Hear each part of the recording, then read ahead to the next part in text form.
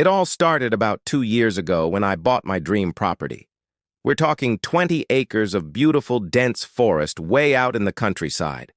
The land had been owned by a logging company for decades, and my long-term plan was to build a log cabin, live off the grid, and just enjoy the peace and quiet. The only access to my land was through a small, gated dirt road that connected to a paved street in a newer, upscale subdivision. My gate was right at the edge of my property line, where the forest began. Enthusiastic Homeowners Association. And that's where our main character, let's call her Karen, comes into the picture. Karen lived in the house right next to my access road. From day one, she seemed to have a problem with my existence. She'd watch me from her window every time I drove up to my gate. The first time we spoke, she marched over as I was unlocking my gate and said, "You know, this road is for residents only." I politely explained that I owned the 20 acres behind her house and that this was my only legal access. She just huffed and said, "Well, it looks tacky," before storming off. That was my introduction to Karen. For the next year, things were just minor annoyances. She'd complained to the HOA that my pickup truck was dirtying the pristine asphalt of their cul-de-sac. She'd leave passive-aggressive notes on my gate about the noise of me opening and closing it. I ignored most of it. I was busy clearing a small patch of land for my future cabin, and I only came out on weekends. I was determined not to let her ruin my peaceful retreat. Then, Karen got a new car, a top-of-the-line pearl-white Tesla, and suddenly, the problem escalated. She started parking it directly in front of my gate, not just partially blocking it, but parked perfectly perpendicular to the entrance, making it completely impossible for any vehicle to get through. The first time it happened, I was annoyed but tried to be neighborly. I walked over and knocked on her door. She answered, and I said, "Excuse me, but your car is blocking my gate. I need to get onto my property." She gave me a sickly sweet smile and replied, "Oh, is it? I'm so sorry. I just have so many guests and there's nowhere else to park." She moved it, but the whole exchange felt staged. It happened again the next weekend, and the weekend after that. Each time I'd have to go knock on her door and she'd come up with a new, flimsy excuse. "Oh, the sun was in my eyes. I didn't see the gate." "Oh, I thought you weren't coming this weekend." It became her power move. She knew I needed to get in, and she was enjoying making me beg for access to my own land. I tried talking to the HOA president, but he was completely useless. He just said, "It's a public street. People can park there." I explained that she was blocking legal access to private property, but he didn't care. The police were no help either. Since the road was technically part of the HOA's private street, they said it was a civil matter and they couldn't tow her unless the HOA requested it. And we all knew Karen ran the HOA. I had deliveries of materials planned, and this was becoming a serious obstruction. I warned her multiple times. I told her, "Karen, you cannot park here. Next weekend, I have a very large delivery coming, and if your car is in the way, it will not be good." She just laughed. She literally laughed in my face and said, "What are you going to do? Your little pickup truck can't do anything to my car." It was the arrogance that got to me. She truly believed she was untouchable. My property, as I mentioned, was old logging land. I had a good relationship with the local logging company that used to own it. I called up my contact, a guy named Gus, and explained the situation. Gus was an old-school guy who had no patience for entitled people. When I told him what was happening, I could hear him chuckle on the other end of the phone. I said, "Gus, I need a favor. I need to hire one of your biggest logging trucks with a full load for a delivery next Saturday morning, and I need your most experienced driver, the one who can navigate tight spots." Gus said, "Say no more. I know just the man and the truck. And don't you worry about the cost. Consider it a professional courtesy."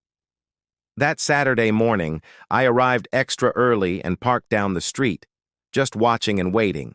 Right on cue, at about 8 a.m., Karen pulled her shiny Tesla out of her garage and parked it right in front of my gate like a trophy. She got out, gave the gate a smug look, and went back inside. She had no idea what was coming. Around 9 a.m., I heard it. A deep, rumbling groan that grew louder and louder. Coming down the street was the biggest, meanest logging truck I had ever seen.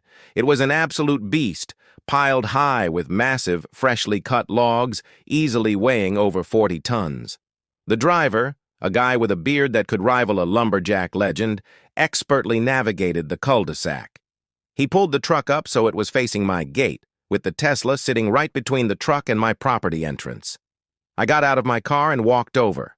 The driver, whose name was Dave, got out of the cab, looked at the Tesla, looked at me, and just grinned. He said, "Gus told me you had a little parking problem." I said, "That's the one." He nodded and said, "All right then, let's clear the way." Karen must have heard the truck because she came running out of her house, phone in hand, already yelling. "What is this? You can't bring this monstrosity in here. It's against HOA rules." He walked to the back of his truck and started unstrapping the load of logs. I looked at Karen and said, "I warned you. I have a delivery. You're in the way." Her eyes went wide. "You wouldn't dare!" she shrieked. "That's a $100,000 car!" Dave, the driver, walked back to the cab, gave me a thumbs up, and then looked at Karen. He said, in the calmest voice you've ever heard, "Ma'am, I have a delivery to make. My truck doesn't have the best turning radius, and these logs, well, sometimes they shift." He started to slowly reverse the truck just a few inches, as if trying to maneuver. And then it happened. With a tremendous crack, one of the massive retaining straps on the side of the truck snapped, and a single giant log, we're talking a 2-ton piece of timber, peeled off the top of the stack. It seemed to happen in slow motion. The log rolled down the side of the pile and landed squarely on the hood and roof of the Tesla. The sound was unbelievable, a combination of groaning metal, shattering glass, and a dull, final crunch. The car's suspension collapsed instantly.